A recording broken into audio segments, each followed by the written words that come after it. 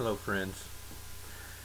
When Ellen and I were dating, she gave me perhaps the best compliment I've ever received when she said that she thought she was now involved with someone who had the ability to love her like Christ loved the church.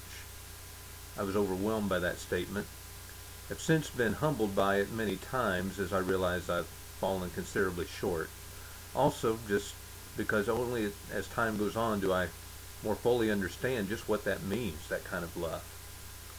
Just this past week, I had another opportunity to speak to a young man who will probably be my son-in-law.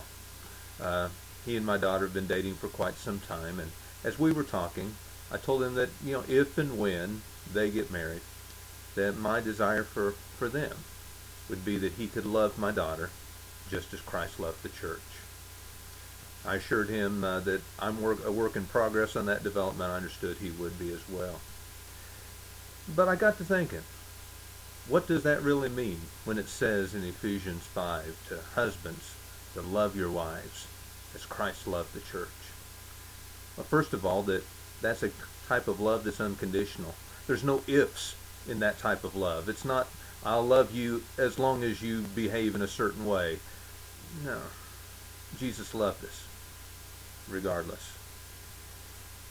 Secondly, I think that type of love, that like Jesus loved the church, it's not a feeling, but it's a choice. It's behavior.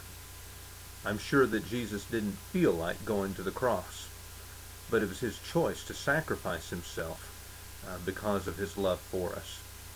That behavior wants our best regardless. It's like in 1 Corinthians 13 when Paul describes how that love behaves, that it's not selfish, but it's always kind, and it always looks out for the best interest.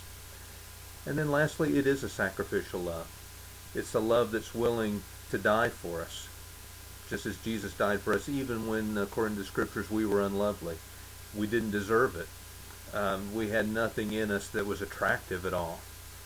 That's the kind of love that we're called to have for our spouses, and also I think the kind of love that we're called to have for each other. It's not always easy, and really it's the only way we're going to have this love is if we allow for God to have his love working through us.